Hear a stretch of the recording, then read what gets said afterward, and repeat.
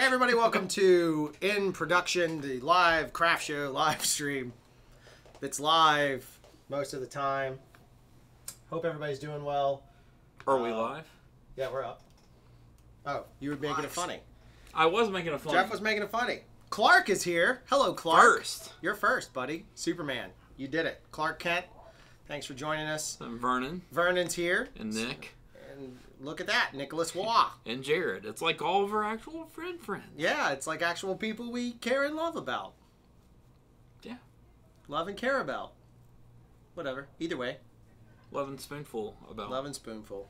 All right, on today's show, we're going to talk about the fact that we have so much foreground in this episode. This is all about foreground.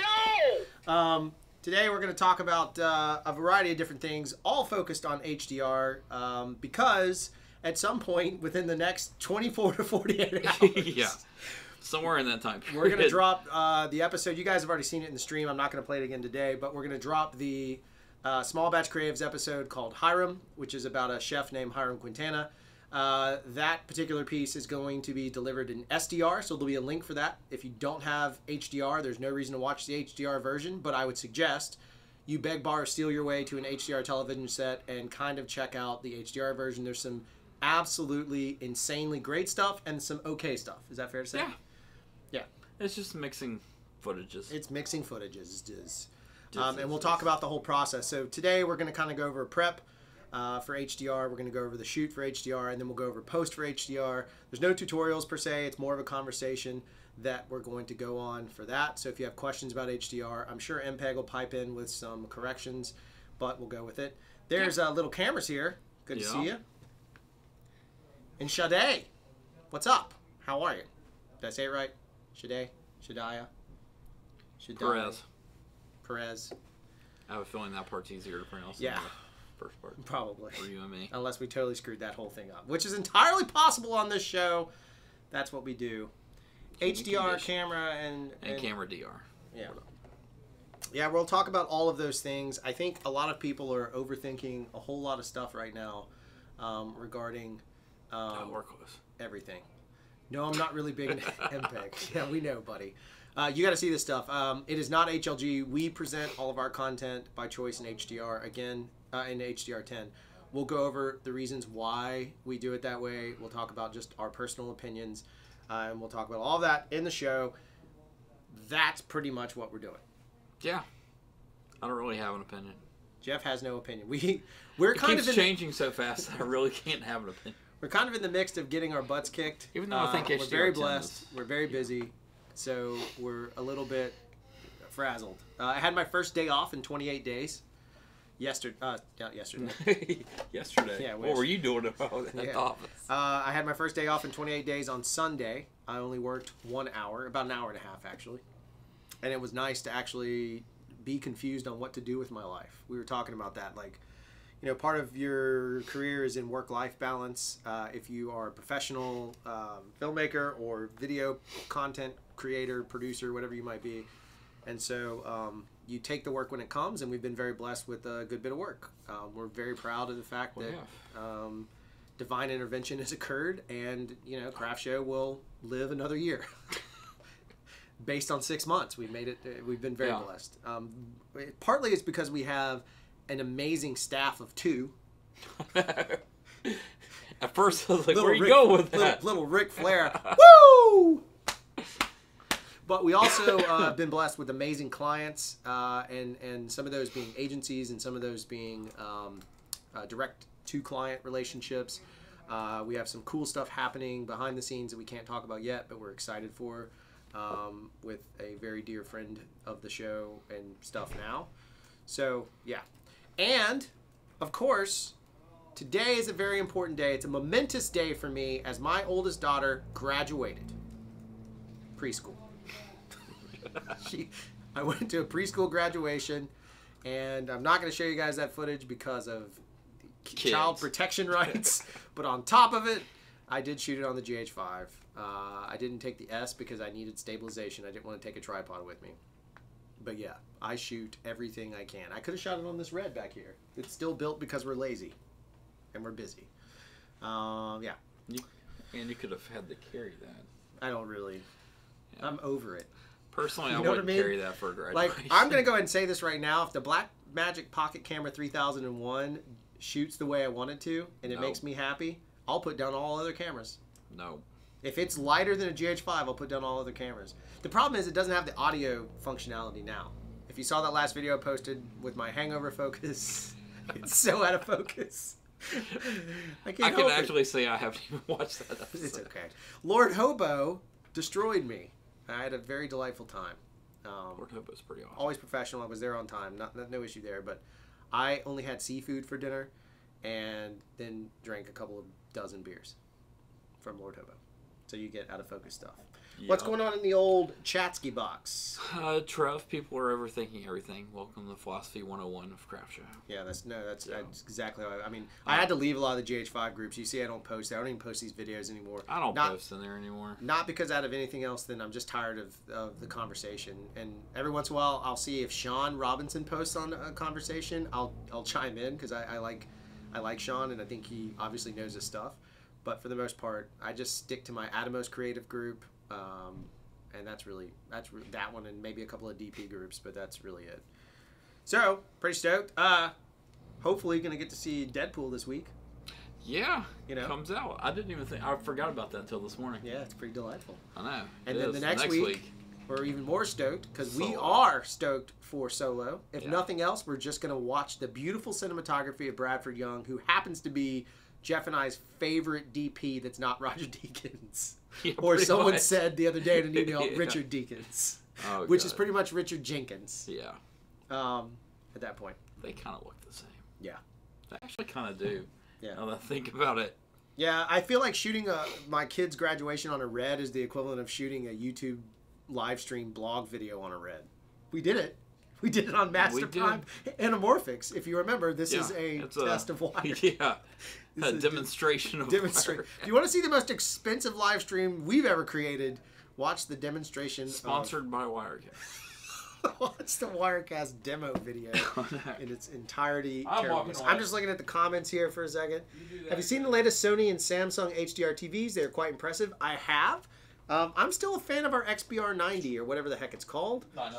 900. Shadiah. Hey guys, I'm going to be in Mobile on Thursday. You know what? We have a window. Oh wait, Thursday morning. Let's talk about that. We happen to be in a movie theater and they have to test prints. So what time are you going to be coming through? I would love to see you. We'll hang out. Yeah. But if it interrupts my chance to see Deadpool 2 Electric Boogaloo for free, then I'm a selfish jerk. If there's not an Electric Boogaloo reference in Deadpool 2, I'm going to think it's a failure. Yeah. Do you use the Tiffin Blackmagic Pro Mist on your... No. I use Jeff. Pro Mist, not Blackmagic Pro Mist. Everything's Blackmagic to me these days. Wirecast sponsorship. Trev says at Craft Show, I was leaning towards replacing my GH5 with the GH5S, but then I went out yesterday and shot a ton of anamorphic stuff handheld that was rock solid steady. Man, I agree. That's why my advice to you is, Trev, have both. That's what I would say. Have both. Just go ahead and commit and admit it. Could David Lynch benefit from HDR? That is a wonderful question. His face? No. His movies? Absolutely. His face, definitely. David Lynch would benefit from HDR about as much as Werner Herzog's face. Yeah. All right. Yeah. All right. Somebody in there has really strong. Yeah. Woo! I smell it from over here. Good God. Somebody was asking if we are doing beer today. We always do beer. Yes. Sexual Chocolate. Yep. Imperial Stout from Foothills Brewing in North Carolina. Yep. Winston-Salem. Yeah, it's a super rare beer that we somehow stumbled across in Hotlanta. Yeah. So as Jeff pours it, let's kind of talk about prepping for HDR and the process of prepping for HDR. Get you a camera. Step one. No, I think there's a lot that needs to go into HDR prep that is often overlooked. It's not just, and this isn't a slam on anybody including HLG into their camera packages. Because it can work and it does do okay, but I think there's a lot that needs to go into HDR prep and thought. You do need to kind of consider what your final output's going to be in terms of, will you do HDR10, will you do HLG, will you do, you don't have to do that. It just looks like you I'm just poured milkshake into It's the... what it looks like. Good God.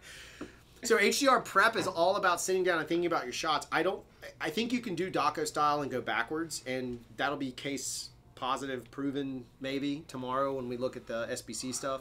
Yeah. But we did go through and think about the shots. We thought about how we were going to shoot it. We knew we were going to bring in more light than was necessary, or as much as we could muster in this tiny little trailer. We had not seen the location, so we were a little hamstrung. But we were. In something like Heirloom, we knew that we had, this HDR element, and we knew how we were going to approach it that way. It's not that it changes that much, but I do think you need to approach your shots with a little more clarity in your mind. Certainly now that we've shot enough of it, there's some things I don't know if I would shoot a lot of food in HDR without a whole lot of stylist involved. Yeah. Or a chef that's going to style the food for you, because it can look disgusting real fast. It's got to be a chef that knows how to plate really well. So your content is one of those packages inside of prepping for HDR element. I don't think HDR is right for everything either. That's the other side of it. No, it definitely isn't. We've tested some other. There's certain things. This smells as strong as that Bourbon County. This could be a drunk episode. It could be. It could turn out that way. All I've had is some sausage. I've had pasta. No, you're fine. I'm fudged. No. Yeah. Jeff Fagan thought this was the Fortnite video. Wow! Yeah, it's going to be a strong one. God bless. That's like straight whiskey in my mouth hole. Yeah, so the prep side of it is just kind of building it out in terms of kind of stacking things. So we typically shoot... Now, let me backtrack this and say this. When you see the content tomorrow or this afternoon or whenever it drops in the HDR triggers... Yeah, it's not this afternoon. Yeah. Go ahead and say you will see a mix of... It's primarily shot log, but you will see a mix of natural, there's some natural standard. We threw some GoPro in. Yeah. There's and GoPros. Some drone footage in. Yep, and drones. So there's a good mix. I will say, we'll talk about that in the post side. We'll answer some of those questions. But I will say we had to be very conscious to shoot everything we could as flat as possible. The only reason that there's some standard and natural is because we were shooting at Billy's Bacon, at Old 27 Grill. And log-wise, I was a little bit nervous about noise, so I decided to shoot standard. And kind of go that route. So we do shoot everything log. It doesn't matter if it's on a GH5 or a red. We've done both, and we'll show you guys an example of some footage we shot using the raw, but exposing for that to do an HDR delivery. And this is like pretty fancy stuff. It's on anamorphic glass. The other side of it is I would argue that you may want as much clarity as possible. I think the wow factor in HDR is based on how good the glass is, not necessarily the sensor. I think the focus.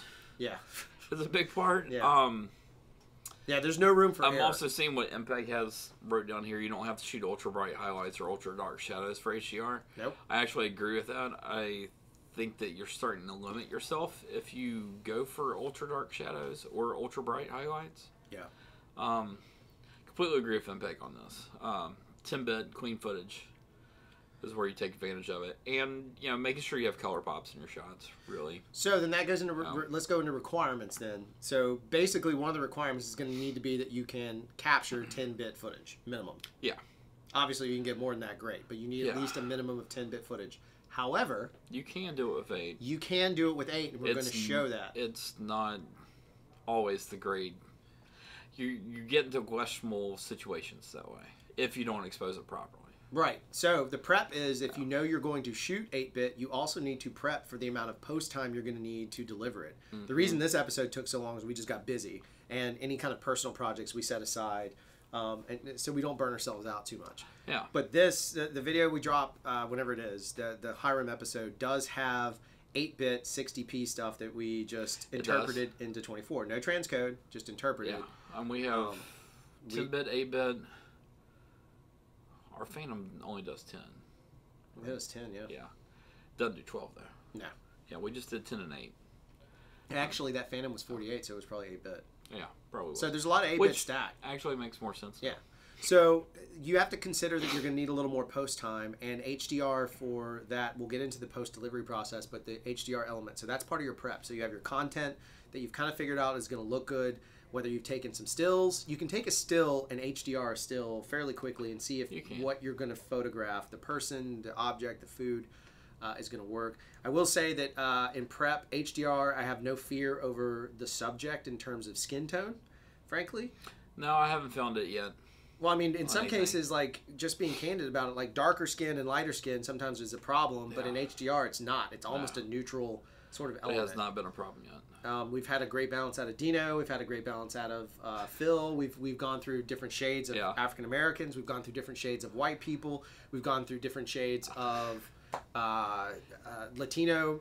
We've kind of gone the course of as many different skin types as humanly possible, and we've not really seen any issues from it. We've seen actually better detail throughout the whole piece. So you can kind of find a balance. So you get the luxury of lighting the shots the way you want to light them, and being open to, if you put pasty white guy, me, in a scene with someone like even Jeff's skin tone, I glow a little bit more than Jeff, or I turn pink and you have that issue and all that. But in HDR, you have a little more control over that. That's what we found. So that's a prep side of things. You can kind of be a little bit loose in that. However, you need to think about, again, your glass, your lenses, how you're going to approach the shots, take those stills, dress some stills up, kind of figure out what it's going to be, and experiment.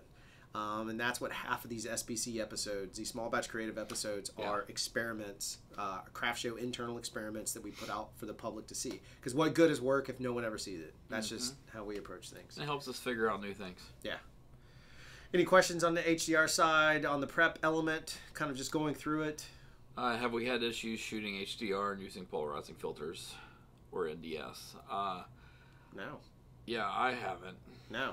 I mean, not that we've seen. We do have one problem with our NDs, a variable where the glass got loose, but that's from the glass getting loose, not that's from because the somebody actual, sat on it. Yeah, that's not from the actual ND though. Is it possible to mix a few Phantom 4 clips into a GH5 HLG project? Yeah. Yeah. It's a lot of post work. My problem with the Phantom 4 is I can never get it to, even on log, I've never been super happy with the image. And we're flying like those Polar Pros on it or whatever they are, like the decent glass or the decent, the high-end NDs they have for those, and I've never been super satisfied with that image. Yeah, the biggest advice I'd have for that would be make sure you expose your darks properly, like the low end. Maybe give yourself a little bit of room with it. It does start to band and get a little noisy in the darks. And that's another side of the prep. We were talking about earlier, lighting is a component. You're going to need to make sure your shots are exposed properly. So whether that means you bring in a lighting kit, you beg, borrow, steal some lighting, you get those cat lights that we love so much, or you're shooting daylight and you just use the daylight. Even if you silk the person, you're going to have to use both your knowledge as a grip, your knowledge as an electrician, and your knowledge as a camera operator, DP, whatever you want to call yourself. You're going to have to use that content, and you need to expose log properly based on whatever camera you're using and the parameters of log. We did find personally that using a waveform helps, but in a pinch, if it's taking too much real estate and you're shooting on a small little screen like on the GH5S, we were able to expose pretty well using the histo. Yeah, knowing how to read a histo. That's correct. Is a big one too. That's a big part of it, especially when you start figuring out where your limits are in log. Yeah, because I've seen a lot of people that will blow the highlights or crush the blacks. I don't believe in expose to the right. Without I just expose correctly. Expose to the right is a great learning tool, but I think if you're gonna play in HDR and you want to be in that space and you want to be a big boy, big girl, big person, then at this point you should be shooting fairly well. I would shoot the heck out of stuff, and I would not promise it to a client until I had tested it thoroughly. So there's the prep side. Let's talk about the shoot itself and kind of how you go through it. We don't really do anything different on the shoot aside from bringing light, just to make sure we're exposed. We don't, properly. Since we've started doing this, I've started using false color more. Yeah. Jeff does use false color as a secondary absolute check of exposure levels, and I use it more so now for underexposure and knowing where problem areas are going to be in post. Right, is what I use it for mostly.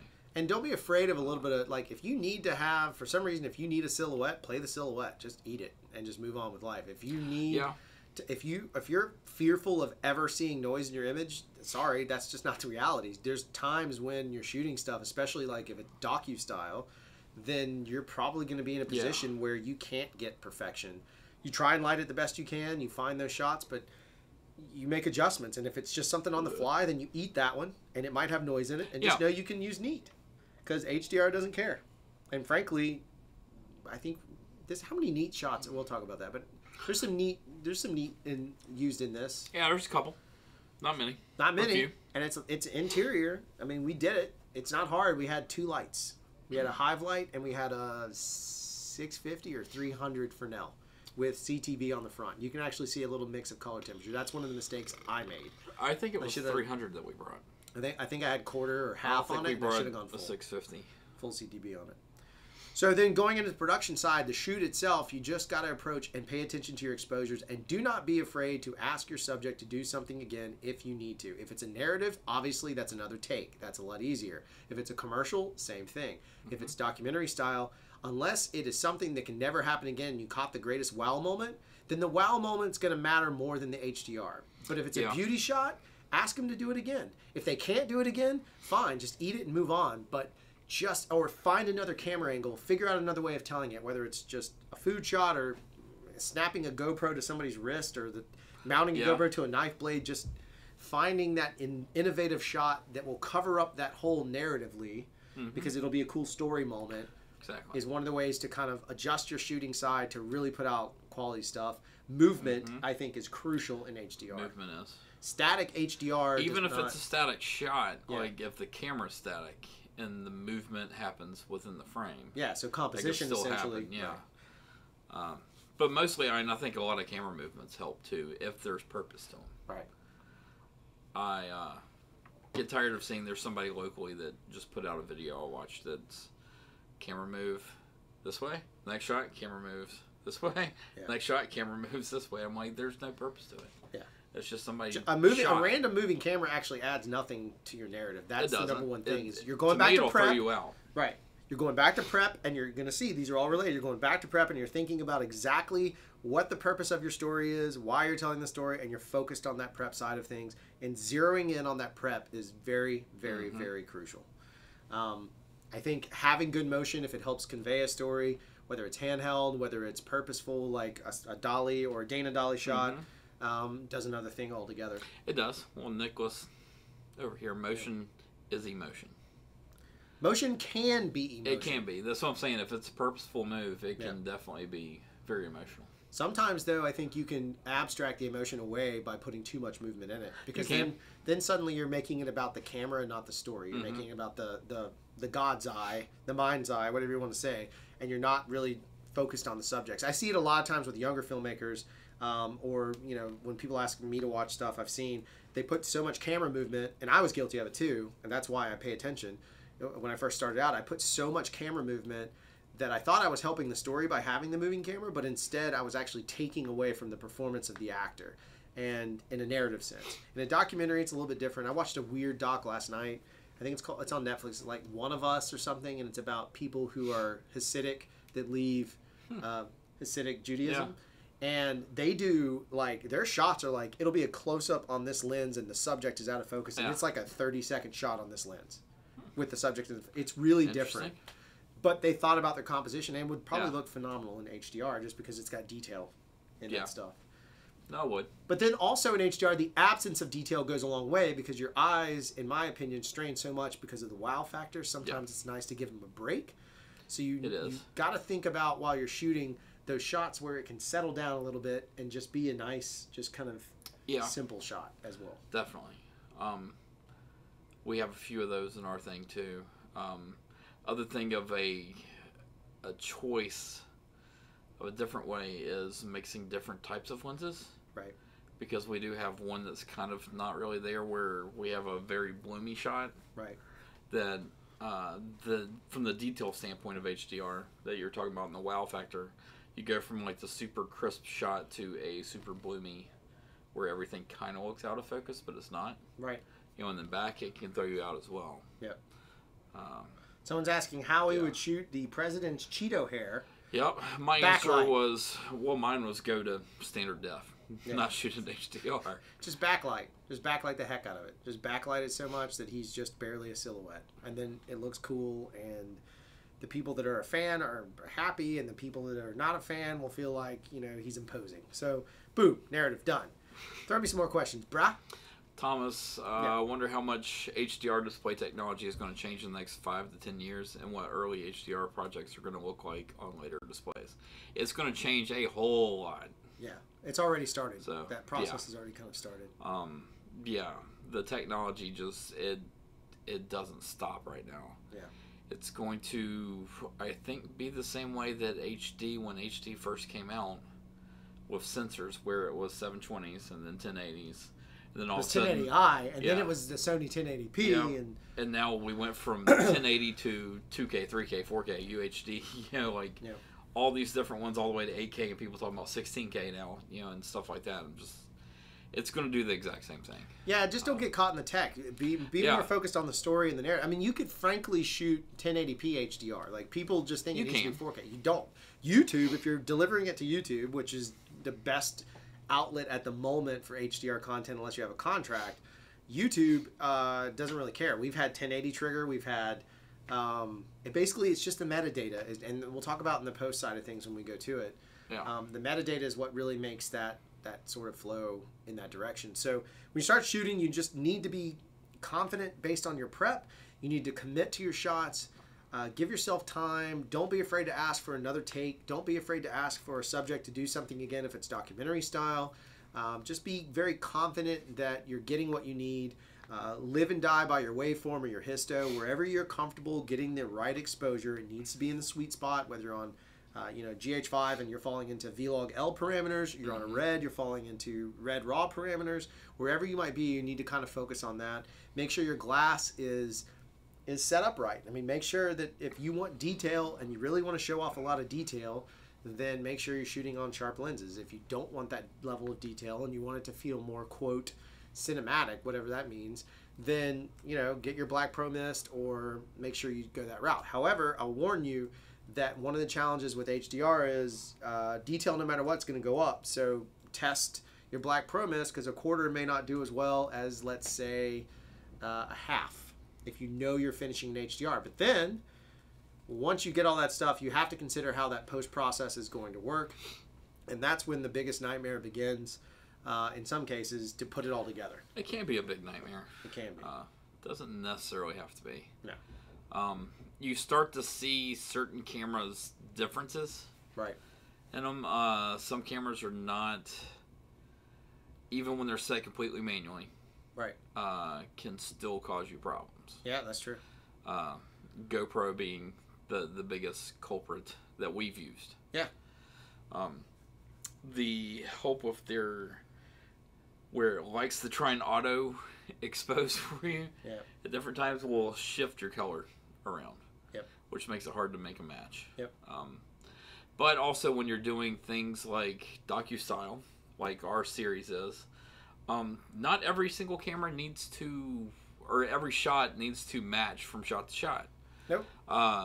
Story can dictate that a GoPro shot looks like a GoPro because people know what a GoPro looks like. Yep, especially your delivery mechanism. Like, if you're on YouTube, people are used to that. Like, exactly. You get away with a little bit more. There's a lot of things like that you can use to your advantage. Drone footage is kind of the one that I'm going back and forth on, because I think drone footage should look like everything else that's shot. Yeah. But seeing some of the details and banding and pixelation that happens when you push some too far, it's making me try and question another way to make that footage go in. Yeah. So that I can tell the story still, but it doesn't match. Yeah, no, that and my thing about drone stuff is like I like a drone shot or two, but when it gets overused, I'm just over it. Like, I get it. We didn't use much. No, we used a couple, two or three shots. Yeah. And there was one really great pull-out shot we didn't use. It was a beautiful shot. It just didn't work into the story. Like, as much as I wanted to use it, the story comes first, and that's part of the post side. Before we go any further, let's talk about shooting stuff. One last bit. Oh, Penner, yes, they are. Yeah. Dude, I'm over drones. Let's talk about, I'm going to show you guys a little sneak preview. This is some footage that we shot. This is on the Master Prime Anamorphics. It doesn't matter what camera it's shot on, it's just pretty. We'll answer that in a second, but this is on the Master Prime Anamorphics, and if you've watched this channel, you know what camera it is. But I want to talk about movement. This is using just a simple Dana dolly. The purpose of this was more architectural, so it's not about people's faces, it's about the places. and per request of our client, they wanted them empty.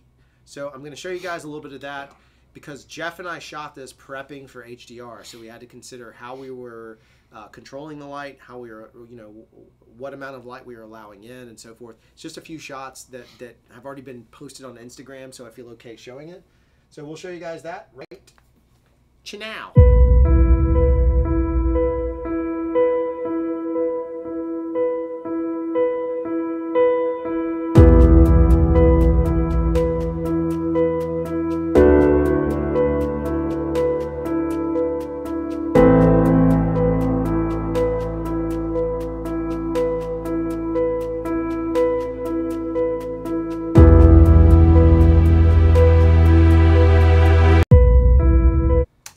There you go. So that's some of the stuff we shot. Those are Master Prime anamorphics. That's really high-end glass. None of that's been graded. That's straight off the camera. That's red color or whatever. There you go. That's what we shot on. So there's no real detail. There's no HDR grade.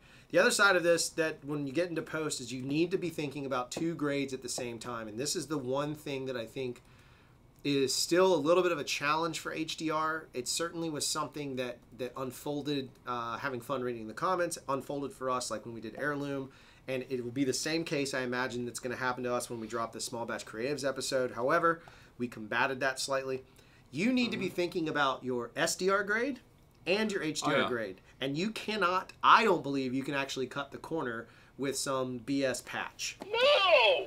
I don't think it works. I don't think you can just create a LUT that does it's a universal LUT that suddenly makes your HDR work for SDR. Me personally, as a director and a DP, I don't want to see. I want to see 2 different looks. I'm not a fan of it either. I think it can work for certain people. If you for really HLG broadcast, do that, I feel like it can. Yeah, but if you're going to peep it, so to speak. Yep. Yeah, I think it needs to be 2 different ones. So that's the other side. So when you get into the post side of this, there's a couple of things you're potentially going to deal with. One, on red, I don't have a problem. I don't need proxies for a red. But on GH5, oddly enough, I may need proxies in order to get the cut where I want it. Not always the case, but it could be, especially if it's a longer form piece. Like the SBC episode is 7 minutes. It's the longest one we've had. Yeah. And I didn't have to proxy that, but I did tax my system pretty hard. Yeah. And I'm on a Mac Pro garbage can, whatever it is. Fully loaded. It's a garbage can. Yeah.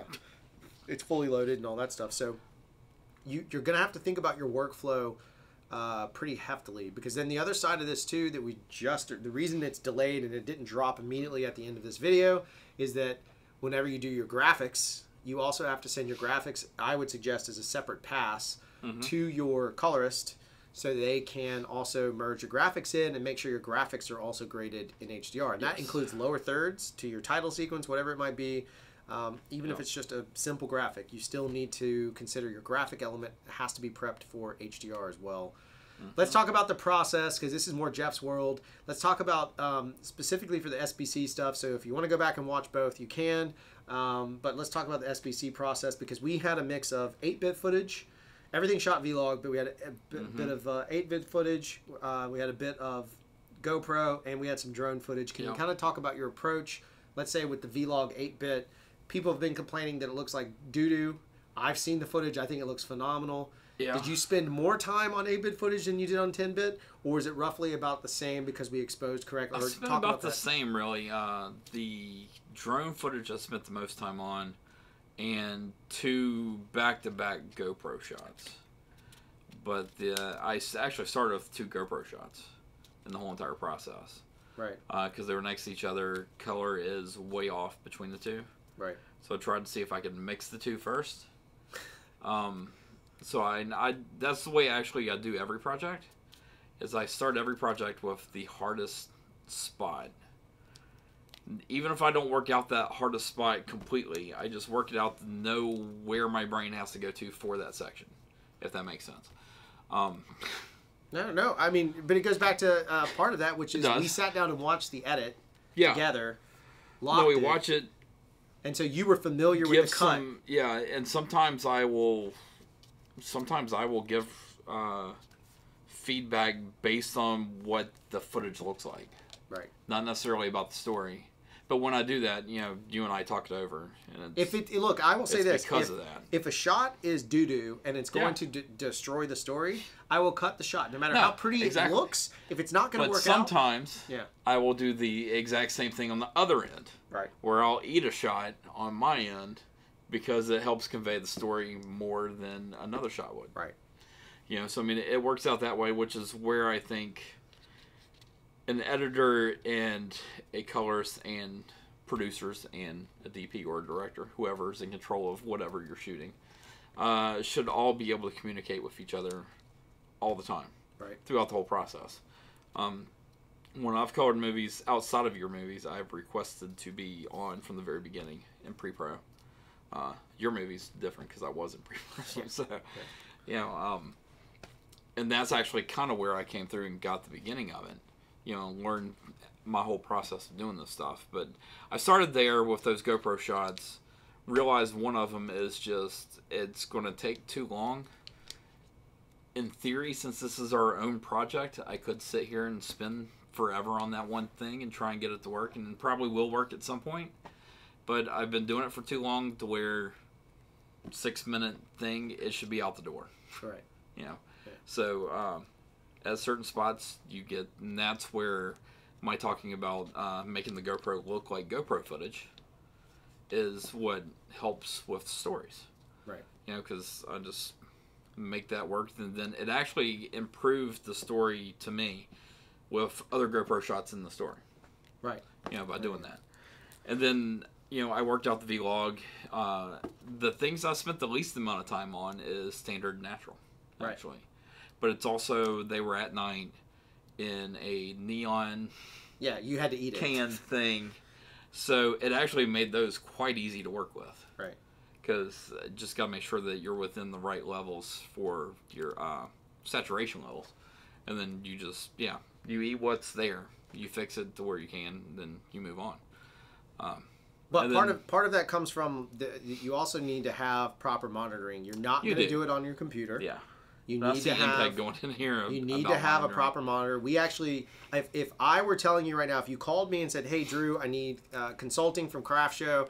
Can you guys you and Jeff tell me how to set up an HDR rig?"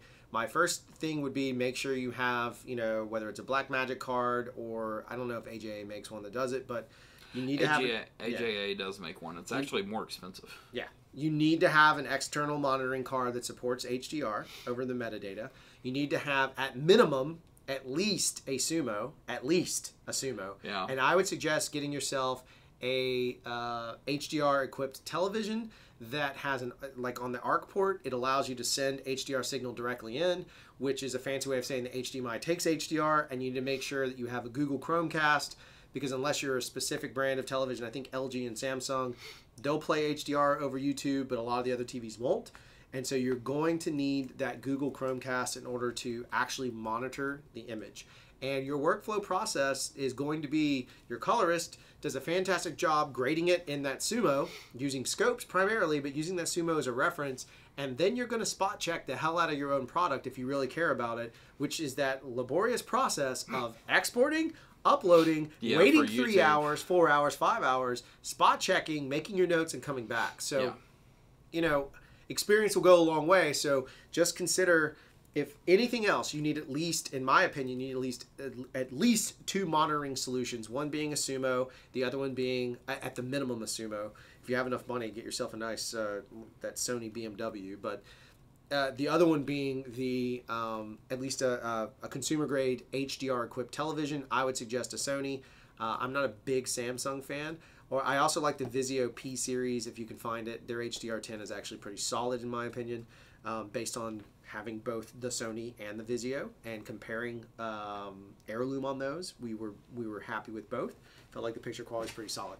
So that's the other side of it. So then your grade goes, you start doing your cuts. You don't really have room to make a lot of changes. So you really need to make sure that you've locked your edit before you send it to your colorist, because the changes at this point, you're talking about a lot of wasted time, a lot of wasted hours. And if it's for a client, you don't want to burn that. So you need to follow a process of really locking your picture.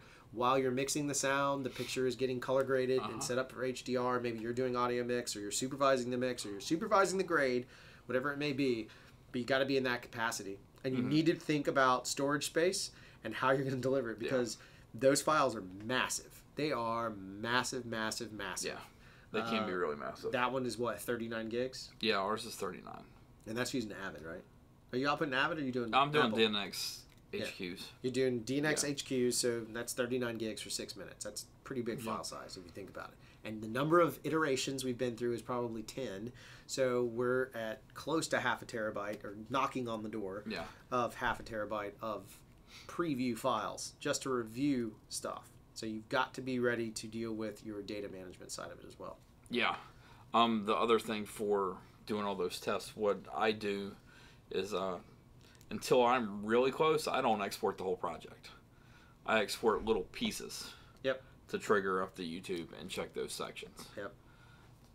It's a lot of workflow that I think that's the biggest part. HDR is not plug and play.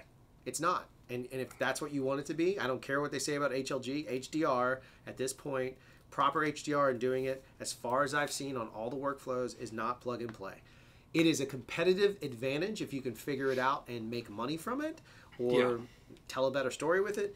But it is hands down 110% not plug and play. It requires a tremendous amount of startup capital, because you need the proper camera to at least rent to shoot on. You need the proper post rig to rent, and then you need the proper storage to deliver. So just consider that it's a very big beast in terms of the post side of things as well. Yes. Yeah. What's going on in the chat? I'm trying to think. It's Impact talking about a lot with Technopilot and a few others about HDR and proper monitoring and that. I'm with Trev. And what Drew said, Sumo to me is like the absolute minimum monitoring system to use. I'm just gonna leave it at that. Yeah, the Sumo's the best, cheapest option. It is. I wouldn't say it's the best option. It's not the best. It's not a perfect option. Exactly, it's not a perfect option. It does a good enough job. Like, it's a good enough monitoring to be able to put stuff on the YouTube. You guys will nitpick it more than some, but it's not like the end all be all. Would I deliver a feature off of grading off of one of those? I don't know. Actually, I'd do a short, but I'd question a feature. I would question HDR feature. Yes, that's what I'm saying. And SDR, fine all day. I think the Sumo's great SDR wise. I have no issue. I'd use it as another monitor. Or just a 2020 grade. Yeah. I'm okay with a 2020 grade for the most part. I'd use it as a process. Yep. But post-process for sure. Let's talk about the DaVinci Resolve export. It's not... The workflow on DaVinci Resolve is a completely different issue that's a much longer... We owe our viewers that video. We do owe, and now that 15 is baited, and it's a totally different way of doing it than... Not a totally different way, it's just things moved. A lot of stuff moved in it. Right. It would be more beneficial to actually do it now on 15 than it would on 14. Yeah, I agree. The output on DaVinci Resolve is twofold. You have one. I suggest using the.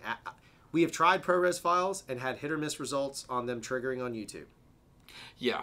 Now that's YouTube as well, but we also haven't tried in a while. Yeah, that's true. Because I know YouTube has made it to where more things will actually work now. Yeah. So we go by what worked for us, which was Avid, DNX, HQX, or HQ and HQX. Yeah, HQX, 12-bit and 10 bits. Yep. Actually, the weird thing is the larger files that we have, or the larger length files that we have, it seems that 12-bit works better than 10-bit. Yeah. Even though it's taking 12-bit and converting it down to 10-bit. Right. But... Yeah. So that's one side. So when you deliver that, you have another option. You can actually send it up with a whole lot of back end work. You're going to need some additional software to do this. Premiere, still, I've yet to get it to trigger the color space correctly. I can have it trigger HDR, but I cannot get it to trigger the color space correctly. Premiere does something on the back end with color space. I know there's a video out there that showed it. I followed those steps. I have not been able to do it, and I've been trying for months. It could be my rig. I'm not saying that person's wrong or a liar or any of that stuff. No! But I am saying I've yet to be able to get it to trigger. I heard Final Cut could do it. I don't use Final Cut. I feel like Final Cut doesn't work for my type of workflow anymore. I have not gone back to it, not bashing anyone who does. I just personally have moved on. It's like a girlfriend. I don't want to go back to her. I got married. I married Premiere. I married Adobe. I put my Adobe in her Adobe. That was terrible. no, no, no. Point is that we, on the back end of stuff, you can go H.265. You're going to need something called hybrid. You can look it up. Then you got to build that and convert it. And the compression to convert H.265 is a nightmare. So if I were you, if you have the bandwidth and you have the capability, just export that Avid DNX HQX, whatever it is, from Resolve. Send it from Resolve and just go straight to YouTube with it. It's a 30 gig file. Frankly, it's not on your drive anyway. You're going to archive that crap and get it off your drive and let YouTube deal with that problem. That's the best result we've seen. That's just candid 110%. That's what we've seen. The 265 works, but my God, Heirloom was like, it was 12 hours per compression. And then you got to wait another 2 to 4 hours for it to trigger. So you're looking at like between 14 and 16 hours just to spot check your video. It's just not worth it. Sorry. I just throw the Avid up there and be done with it. It takes 45 to 50 minutes for us. We have high-speed internet. Yeah. You know, T1, T3, whatever. We have high-speed stuff, so we're lucky, but just consider that side of it when you're doing that. And, you know, the back end of the post is just making sure you know how to grade it. That's a whole separate issue. It is. I can't really even cover that in here. Yeah. Like, that's a full proper class. That's not even a tutorial episode. No, a tutorial's not even going to suffice with the amount of, like, knowledge you have to have for that. Anyway. Oh, I'm sorry, MPEG. He uploaded a 120 gig HDR file. Thing got taken down for copyright.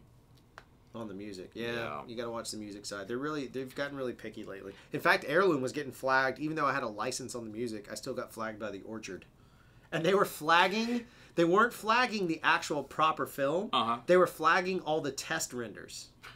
Weird. Yeah, so it'd be like hamster. That was our code name for Heirloom. So it'd be hamster, PQX, date, and then some data numbers that we were using for internal tracking, and it would get flagged. And they were all unlisted. Like, it was just stupid. That is crazy. So you just got to watch yourself on that side. That's why we use Artlist. Not shamelessly plugging, but we would love for you to sign up at artlist.io. Anyway, doesn't matter. Yeah, I'm going to go back to MPEG up here real fast with the H.264 10-bit and why they... Yeah, it's nuts that DaVinci doesn't do 10-bit H.265. Yeah. Or 10-bit H.264, sorry. To me, it's nuts. I have not seen any response from Blackmagic on why H.265 is not built in as an export. Right. It needs to be there. Yeah.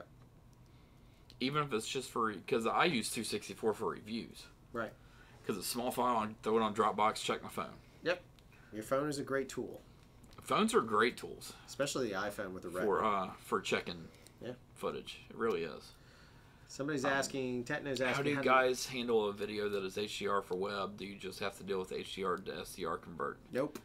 We published 2. Yeah, we published 2 different ones. We couldn't for Heirloom due to contractual agreements, but normally...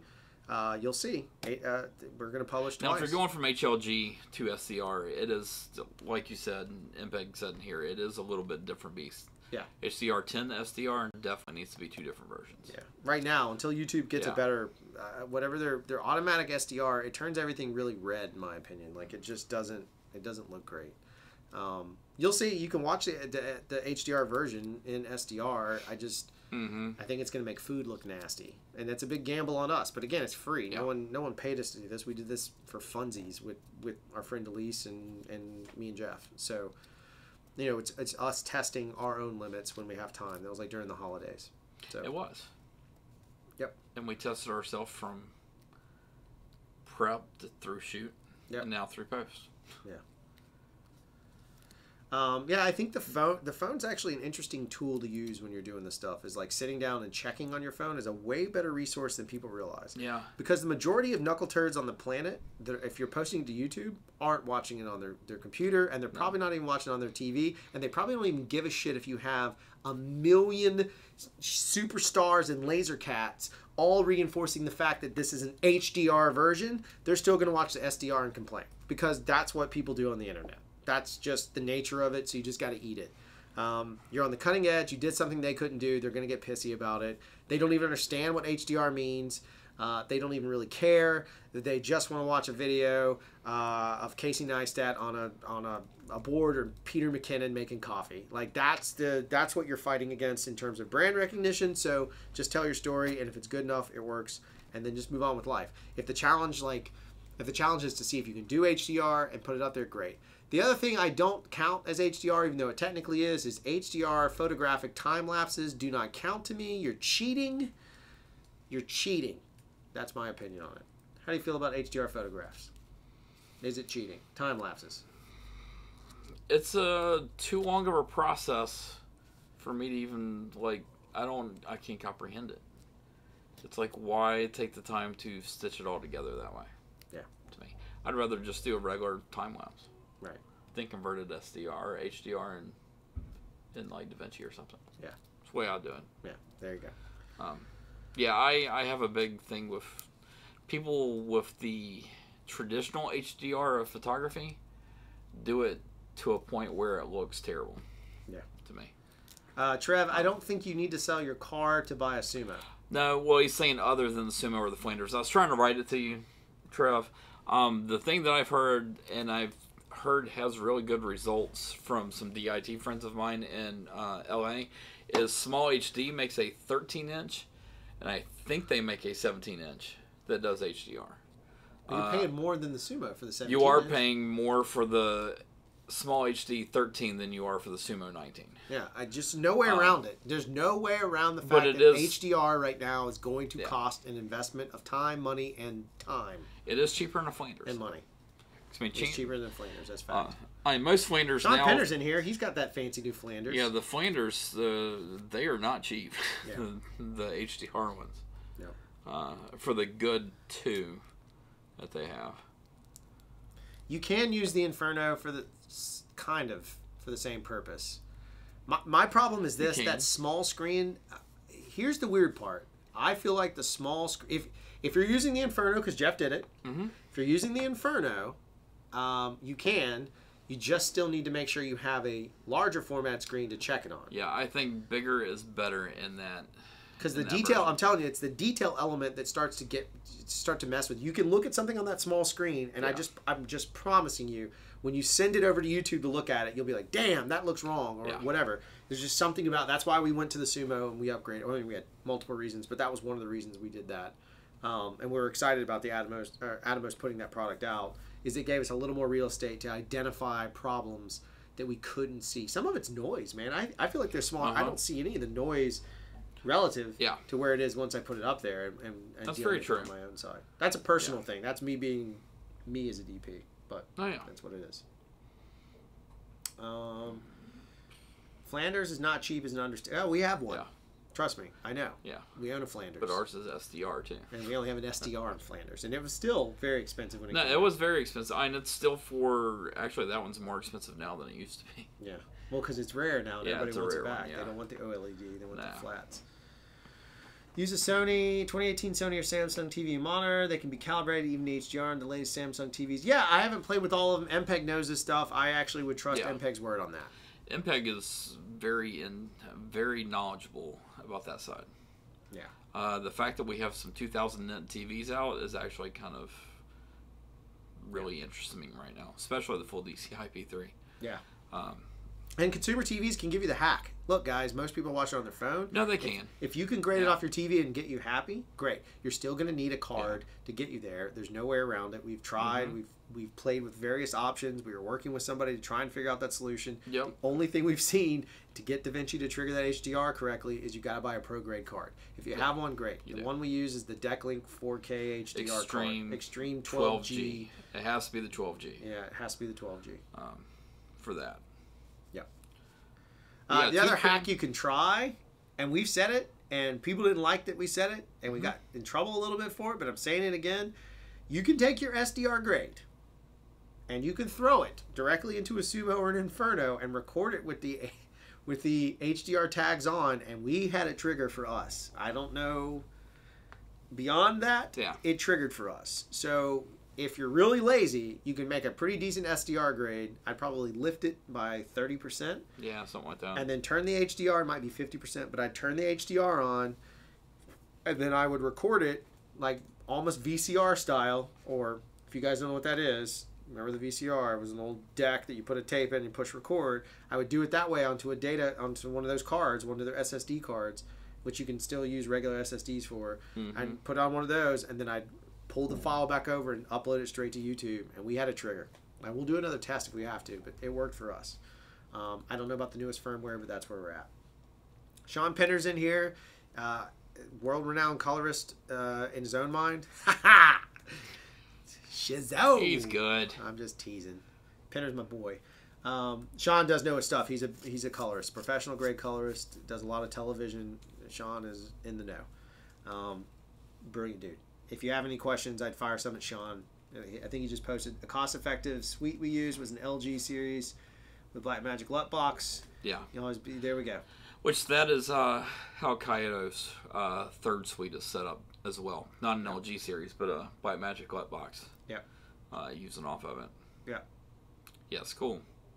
Oh man, y'all have your own?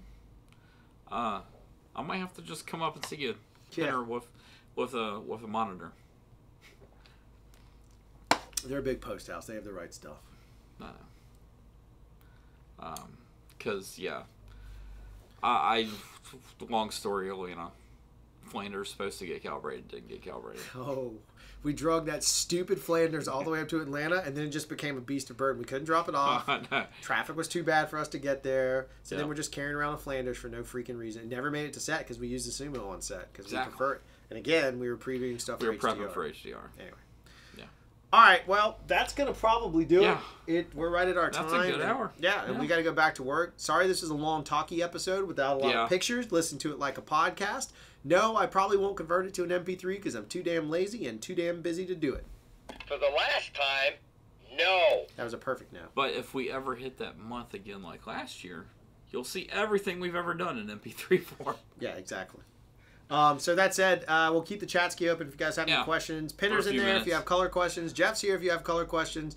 I'll chime in if you have a question. If you have television questions, refer to MPEG. Yeah, go to MPEG for your technical. He's our technical advisor, MPEG. Thanks for hanging out and watching it. I hope you guys go out there and have or attempt or at least try to shoot some HDR. Sorry there's no easy solution. I don't care what anyone says. There's not.